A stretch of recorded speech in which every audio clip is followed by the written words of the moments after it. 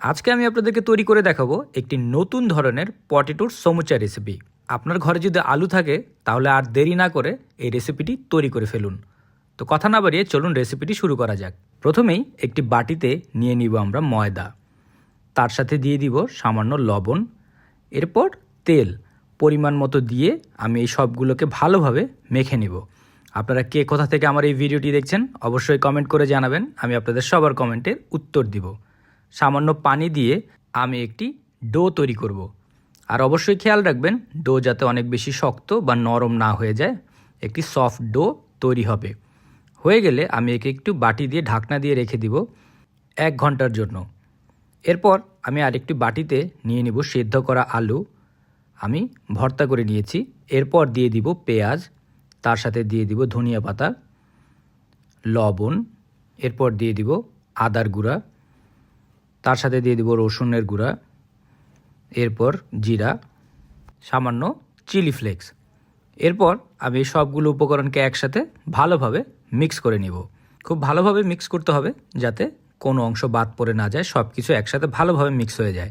এখন একটি বাটিতে নিয়ে নিব ময়দা, সাথে দিয়ে দিব সাদা তিল, ধনিয়া পাতা, সামান্য লবণ, পানি। এরপর এই সবগুলোকে একসাথে মিক্স করে আমি একটি পাতলা মিশ্রণ তৈরি করব। পানি একবারে দেয়া যাবে না, আস্তে আস্তে করে পানি দিয়ে এই পাতলা মিশ্রণটি তৈরি করতে হবে। এরপর আমি আমাদের ডোটিকে বের করে নিয়ে আসব। 1 ঘন্টা রেস্ট করা হয়ে গেছে। এখন আমি এর গায়ে সামান্য ময়দা মাখিয়ে নিয়ে আমি একটি রুটি তৈরি করব। তো আমি রুটি তৈরি করার জন্য একটু বেলুনি দিয়ে আমি একটি রুটির মতো করে বেলে নিচ্ছি। আস্তে আস্তে করে বেলতে হবে যাতে রুটি ছিঁড়ে না যায়। আমাদের একটি সুন্দর বড় আকৃতির একটি রুটি তৈরি করতে হবে। এরপর একটি কাটার বা আপনি চাইলে অ্যালুমিনিয়ামের গ্লাস দিয়ে গোল গোল করে কেটে নিতে পারেন। আমাদের সমুচাটি তৈরি করার জন্য এইভাবে গোল গোল করে কেটে নিতে হবে। হয়ে গেলে আমরা এর ভিতরে দিয়ে দিব আলুর মিশ্রণটি। সুন্দর করে আলুর মিশ্রণটি এর ভিতরে দিয়ে দিয়ে আমরা একে বন্ধ করে দিব। আস্তে করে আমরা ফোল্ড করব যাতে আলুর মিশ্রণ বের হয়ে না যায়। খেয়াল রাখবেন অনেক বেশি জোরে চাপ দেওয়া যাবে না, আস্তে আস্তে হালকা হালকা চেপে চেপে দিতে হবে।